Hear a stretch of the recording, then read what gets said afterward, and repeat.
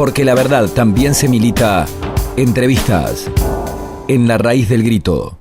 Bueno, le comentamos a la gente que nos está escuchando que está con nosotros en contacto de manera telefónica Horacio González. Él es escritor, ha sido también director de la Biblioteca Nacional y está en este momento realizando actividades. Se hizo un tiempito para atendernos, así que Horacio González, te damos toda La Raíz del Grito. ¿Cómo estás? ¿Qué tal? Buenas noches.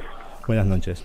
Horacio, un poco el motivo para llamarte tiene que ver con esta noticia que se conoció hace unos días atrás, que es justamente la reedición del libro Nunca Más, con algunos cambios en lo que hace al prólogo, ¿no? Eliminando el prólogo del 2006 y también recayendo de algún modo en lo que fue la teoría de los dos demonios. ¿Cómo lo has visto vos a esta novedad que ha incurrido el gobierno de Macri? Sí, como una característica que está desarrollando en este momento el gobierno Macri en una situación obviamente muy compleja de la política y la economía del país, pero el tema de cómo interpretar los años pasados también es una instancia tan importante como las otras, de modo que esta discusión siempre va a mostrarse de radical interés para todos nosotros. En primer lugar, pienso que el prólogo de Sábato es un prólogo que bordea la idea de los dos demonios. Está hecho con cuidado, lo hace un escritor que es discutible desde muchos puntos de vista, pero que también hay que reconocerle que tuvo, a partir de la CONADEP, una actitud muy valorable y lo hizo en las condiciones de la época. Pero, por otro lado, su prólogo, que como dije es cuidadoso, es la mejor explicitación de la llamada tesis de los dos demonios. Sin embargo, leído con cuidado, siempre Sábato indica la capacidad que tiene el Estado de generar situaciones de terror grave. De modo que el prólogo de Sábato era necesario hacerle una revisión, darle otras miradas y dejarlo como estaba, pues a mi juicio un gran testimonio histórico que no da en la tecla exactamente de lo que a uno le hubiera gustado que diga, pero es un gran testimonio histórico en las condiciones de la época. Por eso el prólogo que después escribió Eduardo Luis Duhalde ajusta más la realidad, es un prólogo que diría hasta más rápido que el de Sábato. El de Sábato tiene más cuerpo escritural. Yo personalmente, sin embargo, estoy más de acuerdo con lo que escribió Duhalde para la época que siguió la de Alfonsín, que fue la de Kirchner, es decir, una interpretación que estaba presidida por la idea de profundizar la democracia con todos los complejos problemas que hubo en ese momento y que hay ahora. Y en esa profundización de la democracia incluía acentuar la idea de terrorismo de Estado, que habían sido los grandes trabajos de Duhalde. Había sido un pionero en la publicación de ese concepto a través de un libro que se llamaba justamente así, el terrorismo de Estado, que es un concepto trivial, pero que en ese momento, hace 20 años quizás, no era un concepto acostumbrado.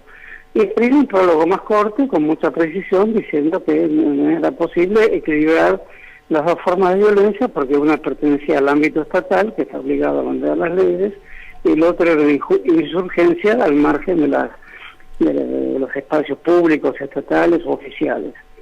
Bueno, dicho esto, me parece que este gobierno podría, si quería, haber hecho otro prólogo, pero no sé qué otro prólogo hubiera hecho, porque efectivamente no es un gobierno que tenga perspectivas vinculadas a textos, a escrituras, a reflexiones históricas más densas. Por lo tanto, comete, me parece, la injusticia de sacar el prólogo de Duhalde y de dejar solo el prólogo de Sábato, que como ya dije, me parece que es un prólogo que responde a una época muy anterior y que merecía el complemento que le puso Duhalde. De modo que el macrismo actúa por regresión, actúa por regresividad, digamos.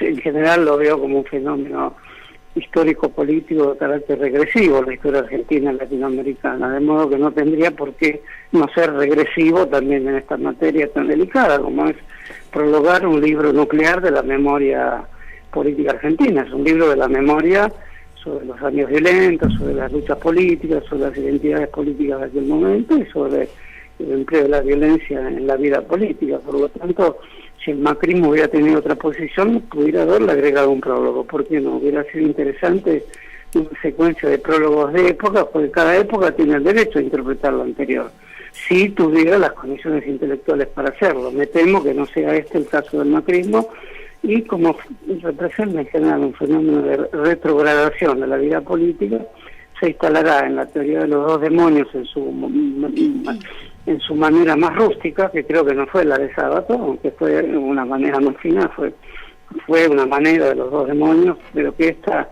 la instalará de manera más rústica y progresivamente intentará reivindicar la acción militar. Eso no me cabe duda, ya lo están haciendo muchas personas vinculadas al gobierno.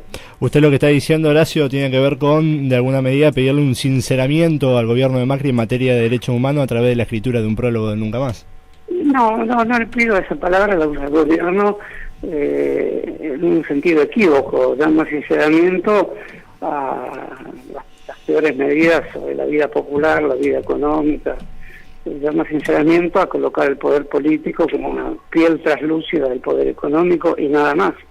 No, en ese sentido no diría que sería un sinceramiento, sino que si vuelven a publicar libros me parece desacertado sacar el prólogo de Duhalde y podrían poner otra opinión, pero lo cierto es que nos encontramos con la opinión del macrismo es alrededor de libros como lo de Héctor Leis o con lo que dice Fernández Mejide, y debo aclarar cuando digo estos dos nombres que lo digo con respeto, sobre todo el de Héctor Leis, que fue una persona de mi amistad, porque escribió un libro específico de la persona que hace una revisión de toda su vida, y escribió un libro en contra de todo lo que pensaba en los años 70, y ese libro, una persona muy estimable como fue Héctor Leis, que ya ha fallecido, es usado hoy para condenar a los compromisos políticos de los años 70, que por supuesto hoy suenan como que los compromisos políticos que interpretados desde otra época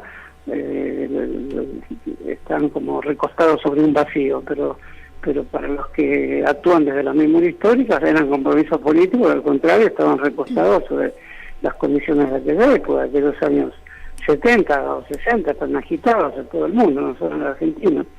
Por eso me parece que no se trata de sincerar, sino quizás, bueno, me hiciste una buena pregunta en realidad, que el gobierno diga lo que piensa, pero ya lo está diciendo con las medidas que toma en el campo simbólico, digamos, en los cuadros que saca de los lugares donde los saca, la Casa Rosada, los discursos de sus funcionarios, sobre todo los vinculados a los derechos humanos, qué tratamiento le dan a la ESMA, y los sectores que van más allá del promedio del macrismo, que es, como digo, un fenómeno de retrogradación de todos estos temas, que llegan ya no a la teoría de los dos demonios, sino a justificar la acción de las fuerzas represivas como una acción patriótica.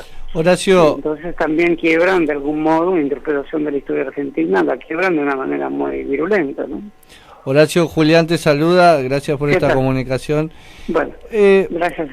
Hay una cuestión que tiene que ver con la historia argentina, de una disputa por el sentido, histórico de las batallas, a mayores niveles de enfrentamiento por la distribución de la renta, también esa disputa en el sentido histórico de esas peleas.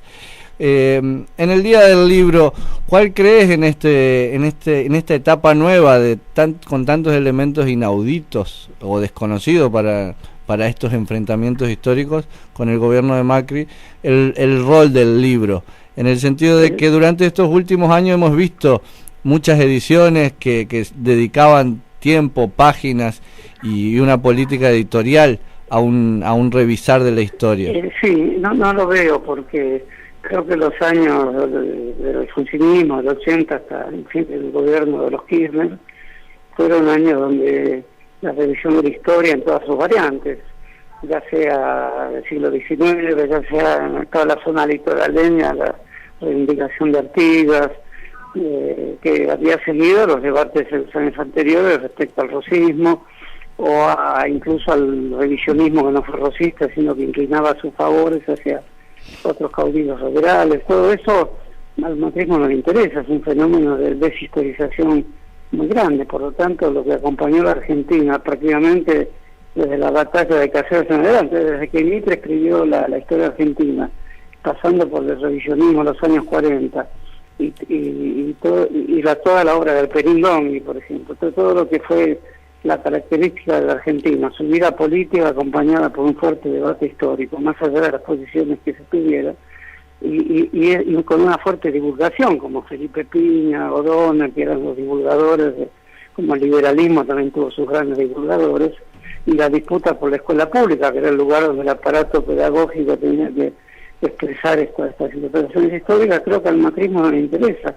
Ese es un fenómeno nuevo en la historia argentina, el macrismo, del cual todavía lo conocemos por sus hechos, que son hechos que están a la luz y que son discutidos de muchas maneras, como digo, en esta compleja situación del país. Pero ya que estamos hablando específicamente de historia, creo que van a asumir de una forma muy liviana la interpretación más trivial de la historia argentina, porque no es un fenómeno, no es un grupo político ni un conjunto de militantes que se conciban dentro de un mundo histórico. Es un mundo en general siempre tormentoso, interpretaciones diversas, se consiguen tomando decisiones de una especie de racionalismo lineal menor, ¿no?